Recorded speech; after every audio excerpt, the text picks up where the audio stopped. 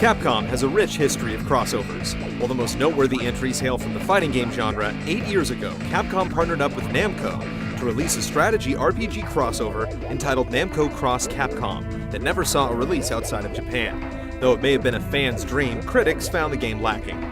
Flash forward to the present, where the two companies joined forces with Sega to produce Project Cross Zone, a follow-up to Namco X Capcom that looks to not only up the fan service, but actually deliver a solid SRPG. Given the odd title and the unique premise, it's easy to look at this game and wonder just what the heck is going on. Project Cross Zone includes some of the most popular icons from the various Sega, Namco Bandai, and Capcom universes, though there are a few oddball choices. The jam-packed roster is sometimes enough to make your head spin, and while the writing is humorous at times and self-aware, the conversations tend to drag on to the point of tedium when every character has to get a word in. 今の俺たちにできることは拳を振るうことだけだ。構わないな、みんな。 Fortunately, the basic mechanics of the game aren't nearly as overwhelming as the premise. The game is broken into roughly 40-plus chapters, each containing a battle scenario that pits your forces against legions of enemy units on grid-based maps in typical SRPG fashion. The condition for winning requires you to complete simple objectives ranging from vanquishing all enemies, slaying a boss, or reaching a certain spot on the map. New objectives are thrown into the mix every now and then, like completing a task in a limited number of turns, but it's all pretty straightforward. Players can move units in a specified order on the map and perform several actions like attacking, using an item to heal, or using a unit's special skill for an offensive or defensive boost. Once the turn shifts to the opposing side, you sometimes have the opportunity to react to enemy attacks by either defending or countering them.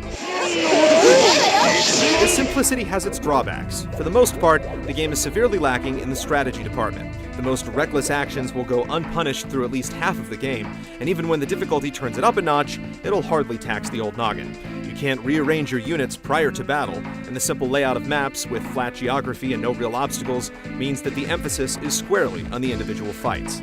The game is tilted heavily in the player's favor with the ability to heal your units at almost any time, significantly reducing the overall challenge. This lack of challenge is magnified by the game's slow pacing. With so many units on screen, it gets frustrating waiting for everyone to take their turn, and the game sorely needs some sort of way to speed things up. Though the strategy element may be lacking, the flashy combat stands out, with frantic action that resembles a combo-crazed fighting game. There's a small learning curve, but the game eases you into the system so as not to overwhelm you. At the core of each battle are primary units comprised of two characters that team up to execute a series of attacks based on specific button inputs. The execution is nowhere near as difficult as it looks. Each attack is performed by pressing a single button or two.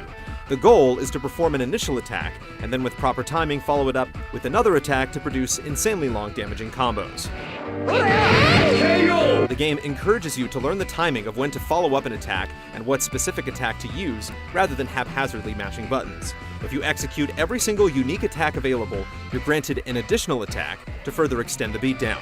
Perfect timing results in critical attacks that deal significantly more damage, and longer combos mean more experience, so there's plenty of incentive to stay sharp during every fight scene. But this isn't the end of the combo insanity. You're eventually able to call in a third character to perform their own attacks, and if you can attack an enemy while an allied unit is within close proximity, they can join in with the support attack. Adding more combatants into the scene certainly makes for some chaotic-looking battles, but there's actually logic to the madness.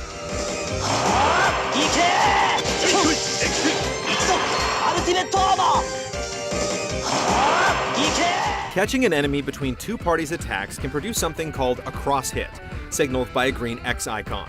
By keeping up the assault, you'll dish out more damage and ramp up your XP gauge beyond its normal limits. When the gauge is full, you'll be able to use special skills outside battle or channel the energy into cinematic super attacks to pour on the punishment and unleash the fan service.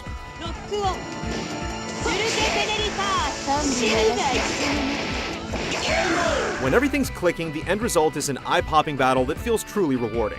As your characters level up and progress, they'll gain additional attacks to further extend combos and add some more variety to the system.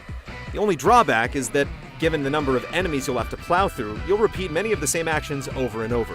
It's a classic case of too much of a good thing.